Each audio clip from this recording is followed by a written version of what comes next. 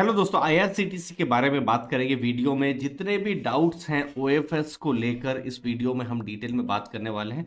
सबसे पहले ओएफएस वाला जो कॉन्सेप्ट है वो मैं आपको समझाता हूं कि कोई भी लिस्टेड कंपनी होती है और उनको पैसे चाहिए होते हैं, तो वहां पर जो प्रोमोटर्स हैं अपना स्टेक बेच सकते हैं। स्टेक वो बेचेंगे तो उनको कुछ पैसा मिलेगा और उस पैसे को जो भी उनको यूज करना होगा वो कर सकते हैं। यहाँ पर जो प्रोमोटर है आईआरसीटीसी के केस में गवर्नमेंट ऑफ इंडिया है। गवर्नमेंट के डिसइन्वेस्टमेंट के टारगेट्स होते हैं, जैसे इस साल का कुछ 65,000 करोड़ का टारगेट है। तो ये सब जो ओएफएस है या कोई प्राइवेटाइजेशन हो गया, तो इन सब के जरिए में, फिर डिविडेंड है, इन सब के जरिए में गवर्नमेंट कुछ पैसे भी जुटाती है। तो ये एक प्रोसेस है और ये गवर्नमेंट कंपनीज में ये ओएफएस जो है वो होता रहता है। जैसे ओएफएस नहीं, जैसे पिछली बार उन्होंने पिछले महीने ही उन्होंने एक्सिस बैंक में स्टेक बेचा था। फिर फ्यूचर में भी कोई कंपनी हो उनकी और उनको कुछ छोटा मोटा स्टेक बेचना हो तो वो बेच सकते हैं। मतलब बहुत शॉर्ट में किसी भी कंपनी को, चाहे वो गवर्नमेंट हो, प्राइवेट हो, किसी भी, लेकिन वो लिस्टेड कंपनी है, उनको पैसा चाहिए तो ओएफएस के जरिए अपना स्टेक बेच सकती है। और अगर कंपनी लिस्टेड नहीं है, मार्केट में आ रही है, तो यहां पर नए शेयर इश्यूज करके वो अपना जो है पैसा जुटा भी सकती है। तो अनलिस्टेड कंपनी आईपीओ के जरिए आती है, लिस्टेड कंपनी का एक माध्यम होता है, ओएफएस का माध्यम होता है। आईआरसीटीसी के बारे में फोकस करते हैं तो यहां पर गवर्नमेंट 4 करोड़ शेयर्स अपने बेचने वाली है। अपने 5% जो स्टेक है गवर्नमेंट अपना कम करेगी। अभी आप देखेंगे 67.4% का गवर्नमेंट ऑफ इंडिया का आईआरसीटीसी में स्टेक है, तो 5% कम हो जाएगा। 5% जो शेयर्स है वो अभी पब्लिक के पास आएंगे, इंस्टीट्यूशनल इन्वेस्टर्स के पास आएंगे, तो स्टेक उस हिसाब से कम होगा। और गवर्नमेंट, जैसे हमने डिस्कस किया, लगभग 2,720 करोड़ रुपए जो है इस ओएफएस के जरिए जुटाने की गवर्नमेंट की यहां पर योजना यहां पर रहेगी। अब जब ये ओएफएस हुआ है तो आप शेयर प्राइस में भी देख सकते हैं एक नेगेटिव इंपैक्ट हुआ है। जैसे दिसंबर 14 में आप देख सकते हैं 734.9, 735 के आसपास ये जो है शेयर प्राइस बंद हुआ था। लेकिन 15 दिसंबर को देखिए शेयर प्राइस में भी प्रेशर है। लगभग 6.5% जो शेयर प्राइस है वो आपको नीचे देखने को मिल सकता है। और पूरे दिन एक्चुअली में आप देखेंगे कि प्रेशर में ही रहा है आईआरसीटीसी का शेयर। दोस्त, अब रिटेल इन्वेस्टर्स की हम बात करेंगे। अब दिसंबर 16 बहुत ही इंपॉर्टेंट है रिटेल इन्वेस्टर्स के लिए। अगर उनको अप्लाई करना है ओएफएस में तो फ्लोर प्राइस है 680 का, मतलब 680 या उससे ऊपर अगर किसी रिटेल इन्वेस्टर को इंटरेस्ट है आईआरसीटीसी का स्टॉक खरीदने में तो वो 16 दिसंबर को अप्लाई कर सकते हैं। उनके लिए 10% का रिजर्वेशन यहां पर है। मतलब रिटेल इन्वेस्टर की अगेन क्या डेफिनेशन है कि जो 2 लाख या उससे कम का जो इन्वेस्टमेंट करेंगे। और जैसा ये जो ट्रेडिंग विंडो है, जो मार्केट का ट्रेडिंग विंडो है, वही ट्रेडिंग विंडो ही रहेगा।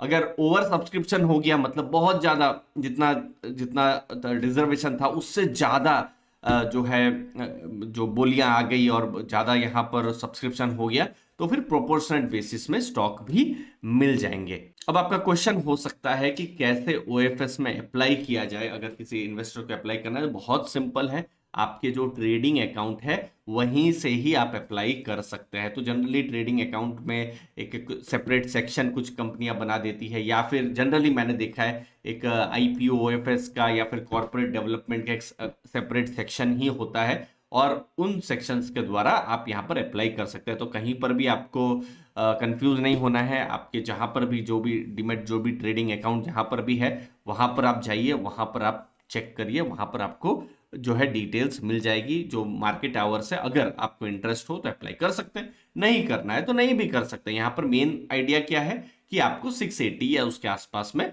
जो है शेयर मिलेगा। लेकिन यहां पर अगर आप स्टॉक खरीदते हैं तो एक चीज आपको ध्यान में रखनी है कि गवर्नमेंट यहां पर बेच रही है लेकिन फंडामेंटली कुछ भी चेंज नहीं हो रहा है, क्योंकि मेन बिजनेस उनका जो है मोनोपोली बिजनेस है, रेलवे की केटरिंग का, पानी का, इंटरनेट टिकटिंग का बिजनेस है। तो ये जैसे सितंबर में 805 करोड़ का रेवेन्यू उन्होंने कमाया है और उसमें टैक्सेस से पहले 307 करोड़ रुपए उन्होंने कमाए हुए हैं। लेकिन सबसे बड़ा जो बिजनेस है उनका इंटरनेट टिकटिंग का है, मतलब 90% का मार्जिन है।